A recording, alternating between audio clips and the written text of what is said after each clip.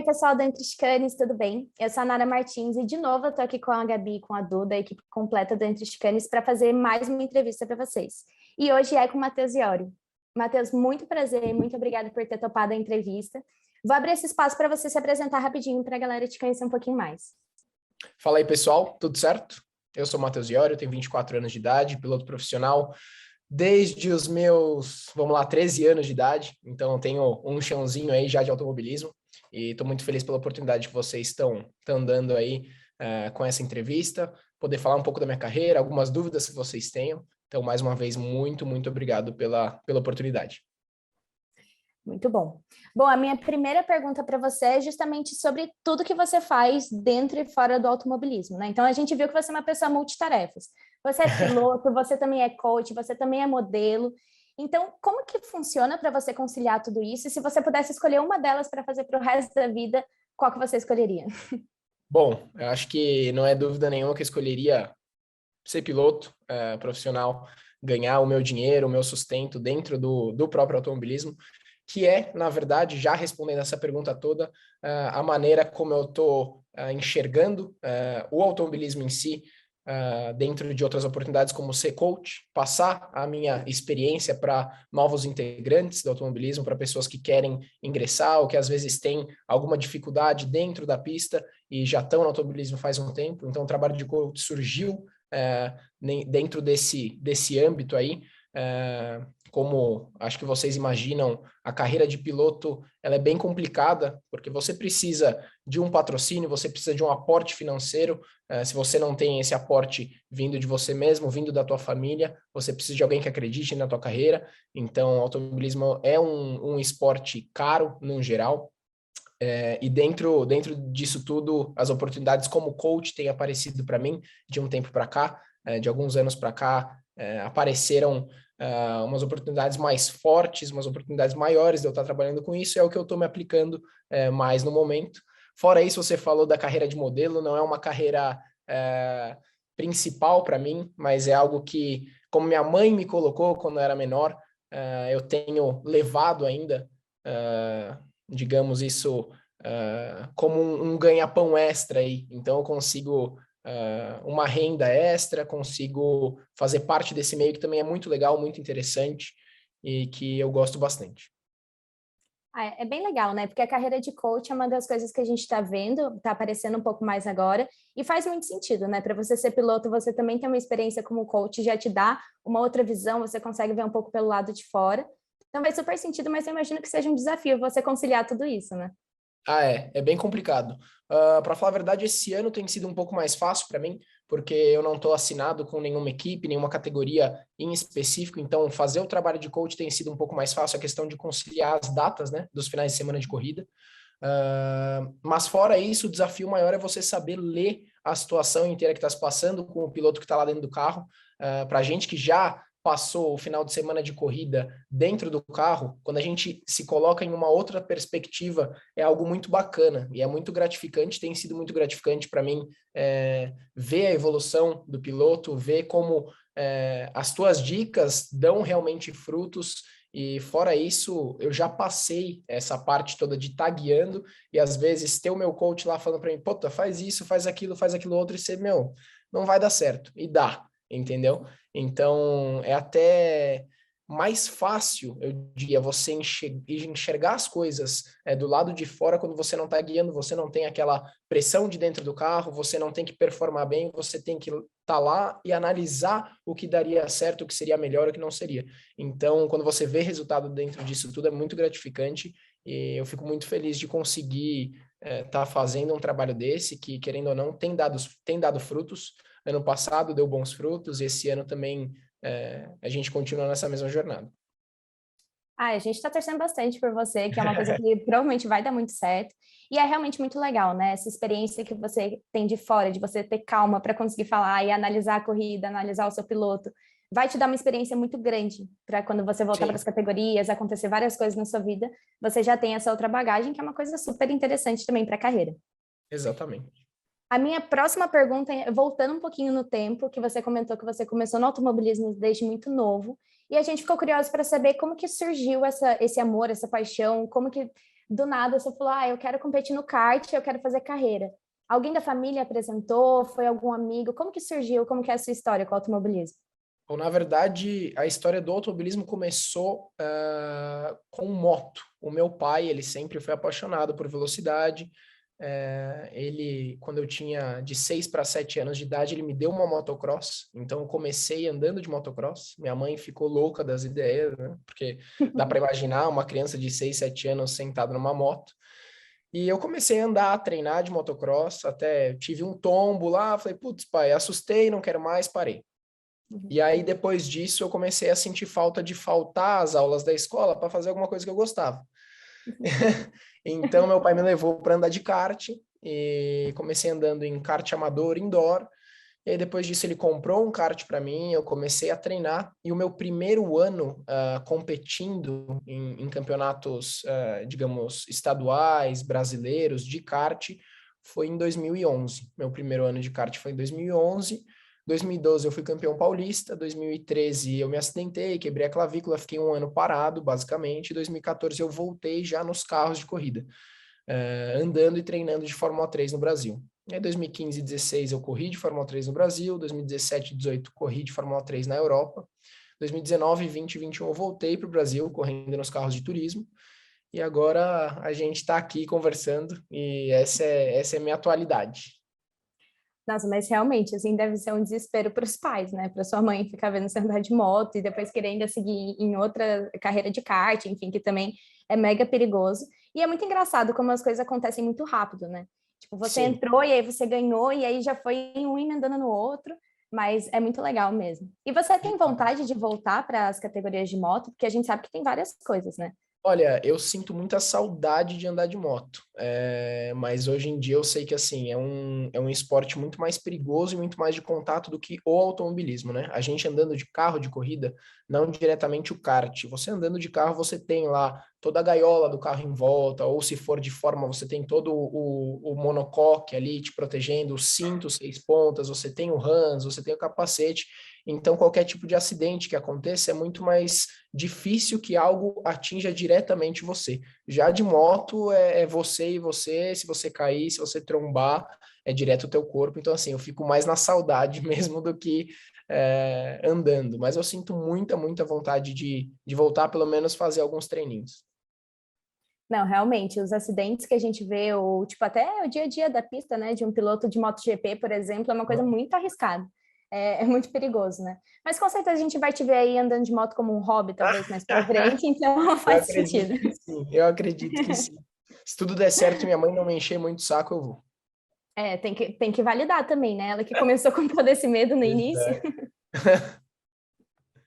Bom, em 2016 você venceu a F3 aqui no Brasil e com uma vantagem até aqui considerável, né? Em 2017, no ano seguinte, você foi correr na Europa. Por que você acabou optando por isso? Foi uma oportunidade que apareceu para você ir para fora, ou você sempre quis ir para lá? Bom, o meu maior sonho quando eu entrei no kart, eu acho que, como de muitas pessoas no automobilismo, é viver disso, né? Então, como você mesma disse, as oportunidades vieram aparecendo, as coisas foram acontecendo muito rápido. Depois do meu título da Fórmula 3 Brasil em 2016, eu tive uma oportunidade de ir lá para fora, tive uma boa indicação de equipe, de pessoas aqui no Brasil que me ajudaram a ir para lá. Então as coisas aconteceram e na hora, no momento era viável eu ir para lá para tentar a carreira mesmo. Acho que você dizer que Fórmula 1 é um sonho é algo sempre muito distante. A gente entende e a gente, conhecendo o automobilismo, sabe o quão complicado é estar lá, mas querendo ou não, é um pouco mais próximo, né? Quando você está na Europa, quando você está correndo de Fórmula 3 lá, você começa a ver as coisas mais de perto, começa a enxergar a Fórmula 2 como um próximo passo, talvez a Fórmula 1 como outro. Então, era um sonho, mas foi mais uma oportunidade, uma coisa de momento que aconteceu e que foi muito bom para mim, muito bom para minha carreira. Eu olhando para trás hoje em dia, eu não sei o que seria do Matheus Iório como piloto, como coach, como quem entende automobilismo do jeito que entende hoje em dia, sem esses 2 anos de experiência lá fora. Foram muito, muito importantes. Eu cheguei lá nesse primeiro ano, em 2017, apanhando de tudo quanto é lado, foi muito complicado. Em 2018 eu colhi bons frutos, inúmeros pódios, então foram coisas hiper positivas para minha carreira como piloto e como pessoa também. Ai, a gente imagina. A Europa é ali o berço, né, do automobilismo, e chegar na Fórmula 1 realmente é o sonho de todo mundo que entra no automobilismo. Então, tenho certeza que deve ter sido muito bacana. Isso já entra também na minha próxima pergunta, que é correr aqui no Brasil e correr lá fora. Você sentiu alguma diferença no modo de pilotagem, dos pilotos também? E dá um nervoso maior? Ou você, na verdade, já sentia muito confiante de já ter ganhado o campeonato aqui, então, quando você chegou lá, você achou que ia dar tudo certo? Olha, começando pela parte final da pergunta, eu tinha, assim, uma confiança grande em ter ganho o campeonato de Fórmula 3 no Brasil e chegar lá com uma bagagem boa, mas quando eu fiz o primeiro treino, eu fiz o primeiro final de semana de corrida, eu vi que era um passo muito maior do que eu imaginava. O nível de competitividade lá é muito maior. É uma coisa, quando você entra na pista, você vê que todo mundo ali não tá nem aí para nada, disputa a todo tempo, não tem muito essa de você pensar em se posicionar, toda hora tem alguém tentando te passar, você tentando passar alguém, então é algo muito mais frenético, e foi por isso que foi um aprendizado muito grande, para eu conseguir chegar no ano seguinte, até a disputar o título, chegando perto das últimas etapas, foi uma formação muito grande e envolve muitas coisas, né? Envolve a parte técnica, que a gente tem boa aqui no Brasil, mas quando você chega lá, você aprende muito mais. A parte de você entender como funciona o carro, como funcionam os pneus. Lá, normalmente, o clima é muito mais frio, então você tem que se adaptar a andar com o pneu um pouco mais gelado, chegar numa velocidade ali no início da corrida, em que o carro vai estar balançando mais, mas você tem que estar rápido de qualquer jeito, porque é assim que funciona. A parte também de você largar a tua família, teus amigos, e ainda ter força de sentar lá no carro e performar bem. Então, num geral, foi algo muito especial para mim que me formou bastante o jeito que eu sou hoje. E, enfim, eu tinha uma boa expectativa. O primeiro ano foi muito difícil, mas querendo ou não, com essas pauladas que eu tomei de tudo quanto é canto, isso me formou quem eu sou hoje. Ai, que bacana. A gente imagina que aqui no Brasil já é difícil, né? Você ter que viajar para todos os lugares e estar longe da família, dos amigos, é bem complicado. Sim. Então, na Europa, que está mais longe ainda, então deve ter sido, assim, uma experiência que trouxe bastante conteúdo para você, mas deve ter sido bem difícil mesmo. Sim, Mas querendo ou não, legal. aqui no Brasil, quando você viaja para um canto para ir treinar ou para ir correr, como na época de Fórmula 3 os treinos eram liberados aqui, você viajava para Goiânia, você podia ir de carro, né? Então era muito mais fácil, você podia estar no mesmo dia de volta em casa se você pegasse um avião. Lá era muito mais complicado. Lá, o meu primeiro ano, eu realmente morei em Valência, na Espanha. A equipe era sediada ali perto mesmo. Então, o meu dia a dia era estar junto com a equipe, era fazer minha preparação física junto com eles, minha preparação mental, entender sobre o carro. E aí, quando tinha um treino, a gente viajava para algum lugar também para correr, mas quando eu voltava, não voltava para casa com os meus pais, com a família, com a minha irmã, eu voltava lá para o meu canto em Valência e eu olhava lá no Maps do celular e a pessoa que estava mais próxima, a minha familiar, estava a mais de 8 mil quilômetros de distância, entendeu? Então, isso tudo faz uma grande parte no psicológico nosso, mas enfim, é o que eu disse, a gente acaba aprendendo muito, querendo ou não, é ótimo você ganhar, é ótimo você vencer, mas quando você passa por momentos difíceis é onde você cresce e aprende mais. Com certeza. E a idade também, né? Você era bem mais novo, então tá Sim. longe assim, nessa idade também. Deve ter sido bem pauleira, mas que bom que deu tudo certo. E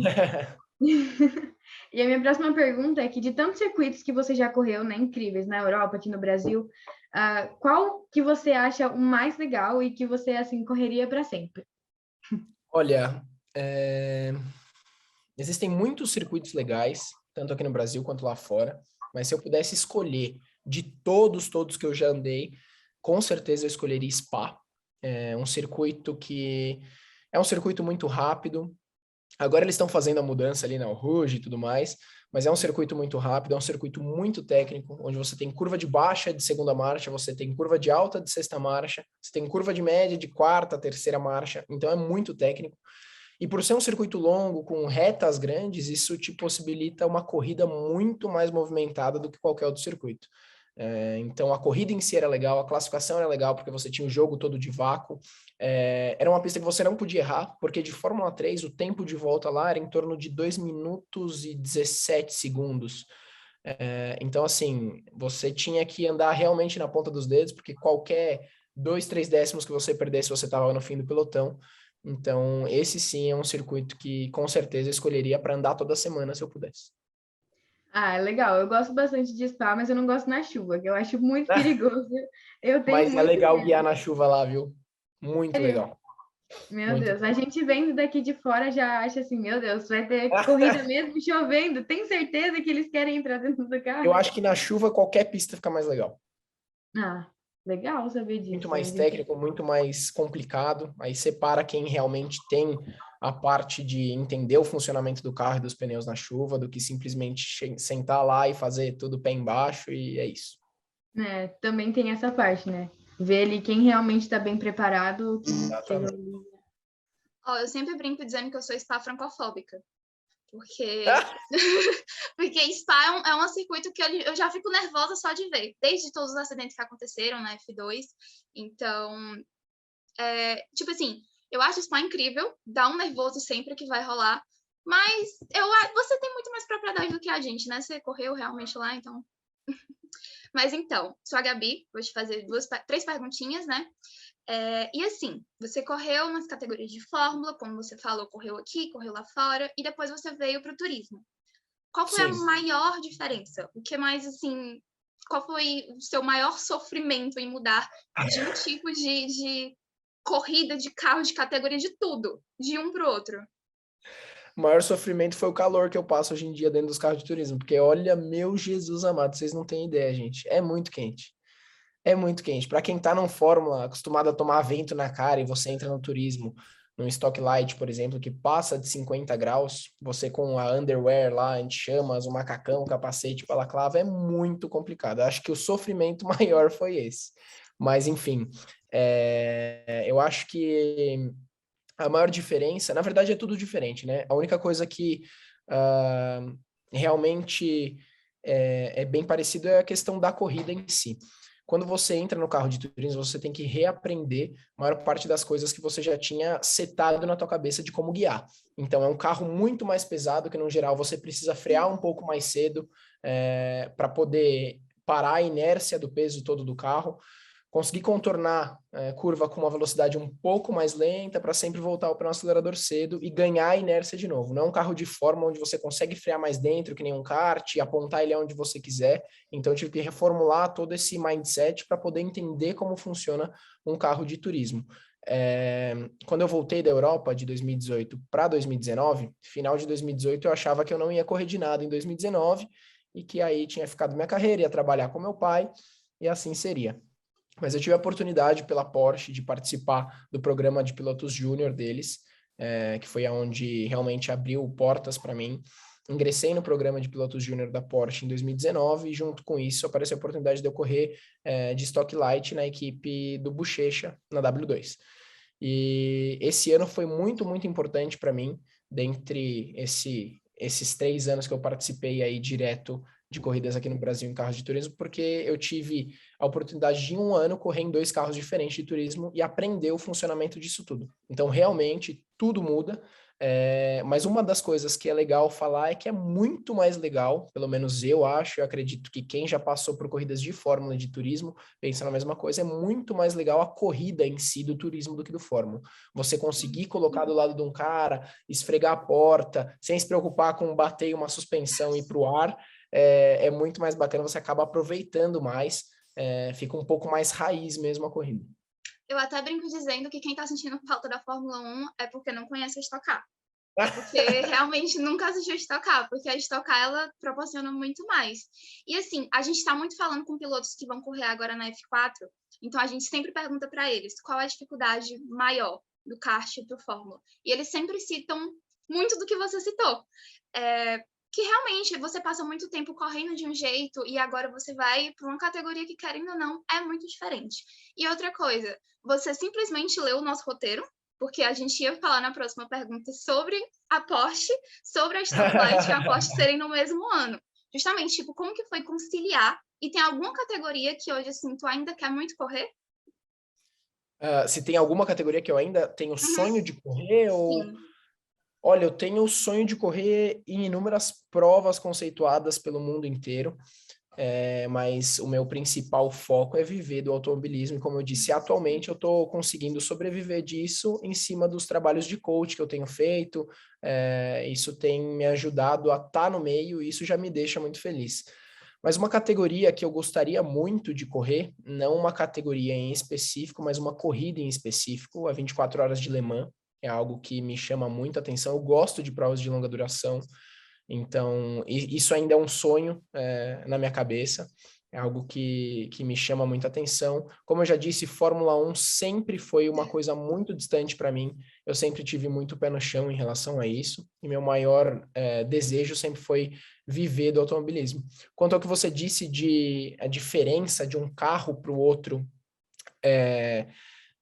e a gente estava falando aí do Fórmula 4 para o kart, na minha época de kart, era uma época que não tinha muito essa coisa de acesso à telemetria, onde você via o que você está fazendo, onde você está freando, enfim, era muito mais raiz.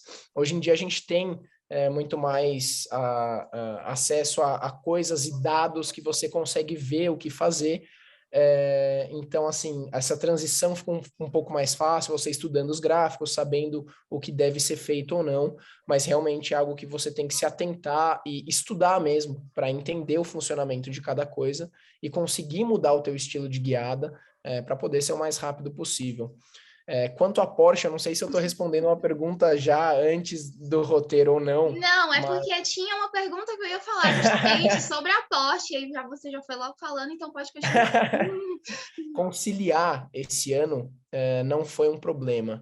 Na verdade, foi muito bom para mim, porque meus finais de semana de corrida eram praticamente todos. E assim, eu imagino que vocês também gostariam de ter finais de semana de corrida o tempo inteiro, do jeito que vocês gostam do negócio, assim como eu. Então, para mim foi muito bom. A única coisa que foi complicado conciliar foi que eu saí de um carro que pesava, com piloto e tudo, 500 e poucos quilos, no máximo, para sentar num Stock Light, num Porsche com mais de 1 tonelada. Então, assim, é o que eu falei, a questão da inércia, a questão de como os freios se comportam, como os pneus se comportam. Então, as primeiras etapas para mim foram muito difíceis. Eu tive que realmente adaptar tudo, resetar minha cabeça. E a partir do momento que eu entendi como o carro funcionava, comecei a trazer as minhas experiências do Fórmula, questão de ultrapassagem, questão de corrida, questão do que eu falei, de andar com pneu gelado. Aí sim eu comecei a incorporar dentro do meu estilo de guiada do turismo.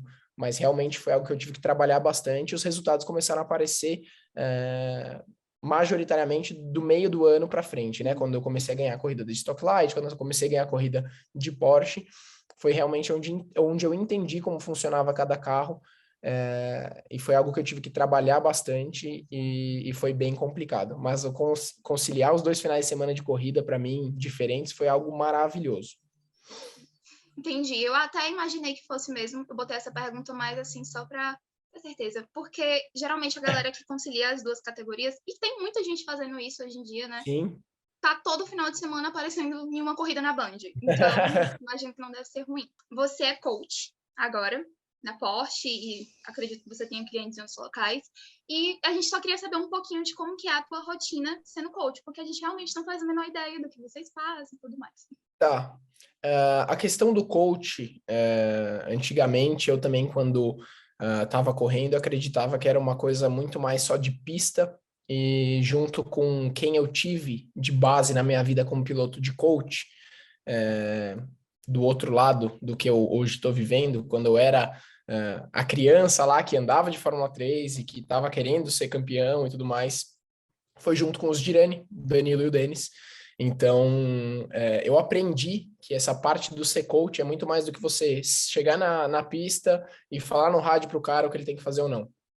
É um trabalho diário, é um trabalho que tem que se prolongar junto com o relacionamento que você tem com o teu piloto. Então, desde a parte de você saber se o cara está se preparando, se ele está fazendo ali o dever de casa, Opa, a Siri abriu aqui no computador do nada, desculpa. E aí eu comecei a ver que realmente você precisa entender o teu piloto, ter um bom relacionamento com ele, e realmente esse é o trabalho de coach. Você, além de estar lá na pista junto com a pessoa, ensinando e passando as suas experiências, você tem que saber ler a pessoa. Cada uma é diferente da outra. Então, às vezes, você tem um piloto que é naturalmente muito rápido, só que não sabe te passar muito bem o que o carro está dizendo para ele. Então, você tem que saber como aguçar esse sentido do cara e mostrar para ele como que ele vai sentir o carro, como que ele vai te passar essa informação, se o carro é dianteiro, se o carro é traseiro.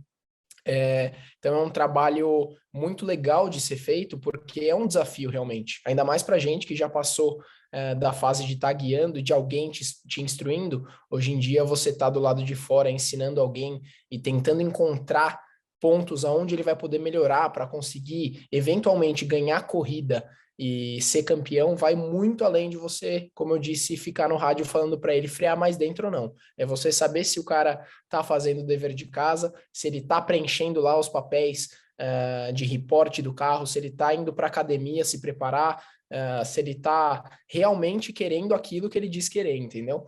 Então, é algo muito bacana de fazer, que eu sou muito feliz fazendo, realmente.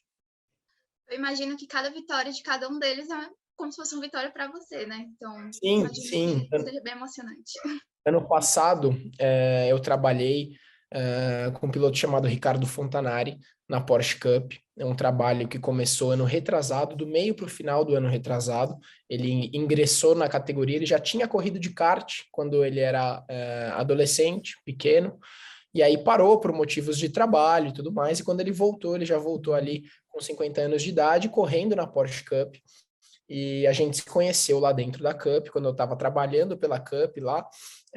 Fui instrutor dele no primeiro contato que ele teve com o carro de corrida, e ele mostrou interesse em estar junto, em fazer o campeonato. E aí, no ano de 2020, ele fez algumas provas e decidiu fazer 2021 um ano completo. Então, a gente firmou uma parceria lá, um trabalho. Vamos fazer tal coisa, você ter o coach, a gente vai correr as etapas de endurance juntos e depois a gente vai fazer o trabalho junto na temporada de sprint, que são as 6 provas curtas que ele tinha no campeonato. E foi um trabalho que começou o ano anterior, onde ele foi se lapidando. Para você ter uma ideia desse âmbito todo de tanta coisa que a gente tem que trabalhar, a gente fazia lá os simuladores, a gente treinava junto a parte física. Ele começou no campeonato freando com o pé direito, que é um costume realmente de quando você vende um carro de rua, você freia com o pé direito. E aí ele viu que realmente a galera que estava freando com o pé esquerdo era mais rápida, ele começou a se adaptar. Final do ano, resumindo, ele foi campeão na categoria esporte, freando com o pé esquerdo, virando tempos de volta muito, muito bom mesmo. Então é muito gratificante para a gente que está do lado de fora ver uma conquista dessa e saber que a gente tem uma participação. Realmente não tem muito o que falar, não tem muitas palavras, simplesmente é algo muito, muito gratificante. Você fica muito feliz de ver que aquilo realmente está dando fruto dentro de um âmbito que a gente ama tanto. Muito legal. Eu não tenho nem o que falar, você já falou tudo. A gente tem 2 perguntas aqui que a gente faz para todo mundo. Eu vou fazer uma, Ná vai fazer outra. E assim, Ai, meu nos Deus. seus tempos... Não, relaxa, de boa. Nos seus tempos de corredor, tinha algum ritual antes de entrar nos carros, assim? Inúmeros. Mas pode começar. Todo piloto tem algum tipo de toque. Todo piloto. A gente já escutou tanta coisa, você não tem noção. É mentira. Eu vou te exemplificar. Assim, são fases, né? Eu acredito, na verdade, que toda pessoa na face da Terra tem algum tipo de ritual, porque não é possível. Nossa mente engana a gente de umas maneiras muito loucas. Mas eu criei inúmeros tipos de rituais ao longo dos meus anos de corrida. Quando eu corri de Fórmula 3 em 2016, a primeira corrida que eu ganhei foi com uma viseira, que era uma viseira de chuva. Era uma viseira, não era espelhada, ela era uma viseira amarela, que quando está muito escuro você usa ela e ela reflete melhor a luz e traz essa luz para dentro do capacete. Então fica tudo muito mais claro. Primeira corrida que eu ganhei de Fórmula 3 foi com essa viseira. Para quê? Nunca mais tirei. Não interessa se estava um sol, eu usava aquela viseira. Ficava cego dentro do carro? Quase, mas andava com ela. Então, assim, essa foi uma delas. fui desenvolvendo algumas. Hoje em dia, graças a Deus, eu tô livre disso. Mas eu tinha um mecânico também que ele colocava a luva em mim, não sei por quê. Então eu esticava a mão quando eu tava dentro do Fórmula 3, ele colocava. E assim ficou. Se eu colocasse eu mesmo a luva quando eu tava dentro do carro, eu já começava a pensar, putz, será que vai dar certo isso daqui? Será que eu vou ganhar a corrida? Entendeu? Então são coisas que a gente, cara, não tem nenhum nexo, mas a gente acaba desenvolvendo.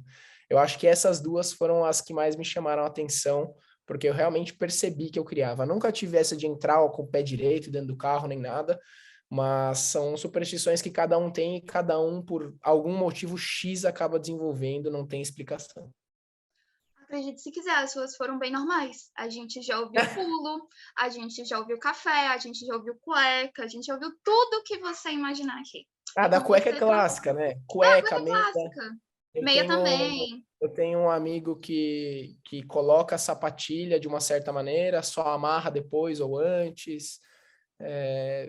São coisas que você acaba nem imaginando, mas quando você escuta, se você fizer e ganhar a corrida, lascou que você pega do cara, entendeu? Se quando eu vou aqui andar na minha rua, eu tenho ainda o meu ritual quando eu vou ligar o carro, imagina se eu estivesse numa corrida normal. Agora a Ana vai fazer a última. Pronto.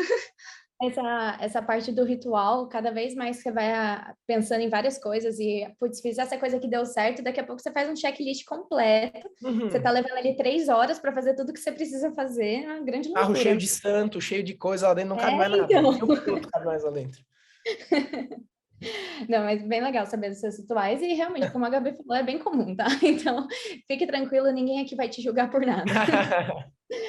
Bom, a última pergunta que a gente sempre faz para todo mundo é uma pergunta um pouco ampla, mas a gente queria saber a sua perspectiva, que é qual é o seu momento mais marcante no automobilismo? E você tem muitos anos de carreira, muitas trajetórias, muitas categorias pelo qual você passou ou que você acompanhou no passado, então, tema livre, tá? Você pode falar do que você assistiu, do que você acompanhou, do que você viveu, mas qual que foi o momento mais marcante? Como você disse, eu tenho inúmeros temas que eu poderia trazer para cá.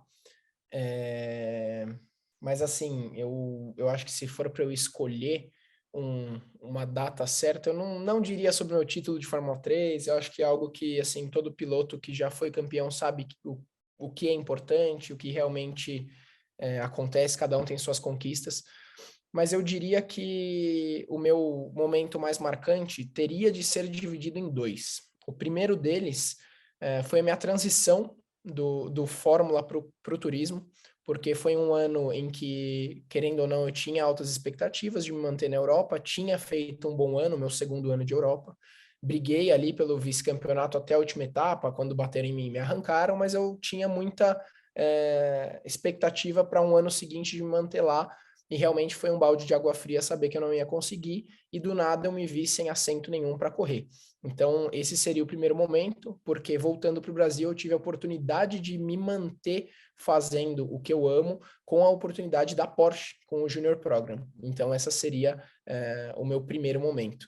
E o segundo momento, ainda dentro desse mesmo âmbito de situações parecidas, seria esse ano, quando eu acabei o ano passado ganhando corrida na Stock Light, e esse ano também, de novo, sem nada acertado para correr, sem nenhum contrato assinado, sem nada do tipo, mas também muito grato por estar ainda no meio onde eu estou, com muitas oportunidades e trabalhando como coach, fazendo shakedown em alguns carros. Então, assim, eu acho que esses tipos de momentos difíceis que a gente passa marcam, e marcam mais do que, por exemplo, a minha vitória em 2016 em Goiânia, que me trouxe o título. Então, eu sei que momentos como esse trazem aprendizado para a gente, são difíceis de passar, mas que mais para frente a gente entende o porquê.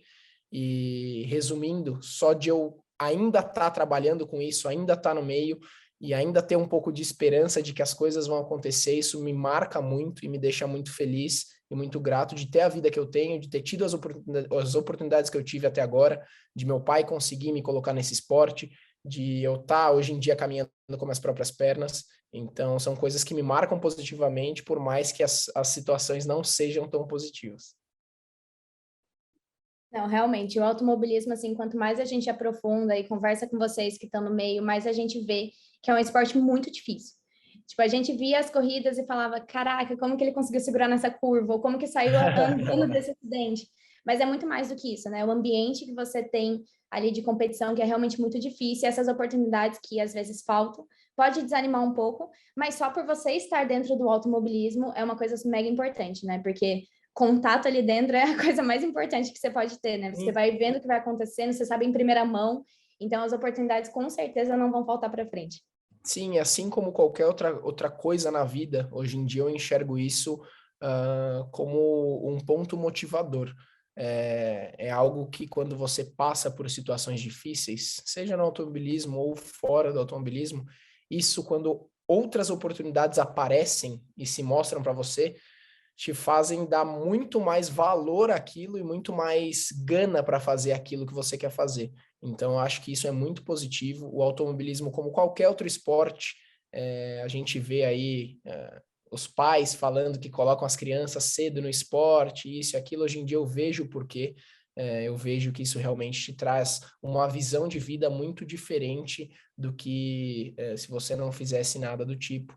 E isso é muito, muito bom mesmo. Gostaria que todos pudessem ter esse tipo de oportunidade. Sim. Não, eu confesso para você que quando a gente faz os roteiros, e lá no início, quando a gente começou a fazer as entrevistas, a gente falou, a gente vai perguntar sobre o momento mais marcante de cada um. A gente sempre esperou que as pessoas fossem trazer as vitórias e coisas nesse sentido, e cada vez mais as pessoas surpreendem a gente trazendo justamente essas situações onde tiveram que ter um pouco mais de garra, de ter que superar. E tão novo, né? Porque assim, as coisas acontecem e vão rolando no automobilismo, vocês estão desde cedo. Então, vocês têm que criar uma maturidade realmente muito grande desde o início, de aprender a lidar com essas frustrações.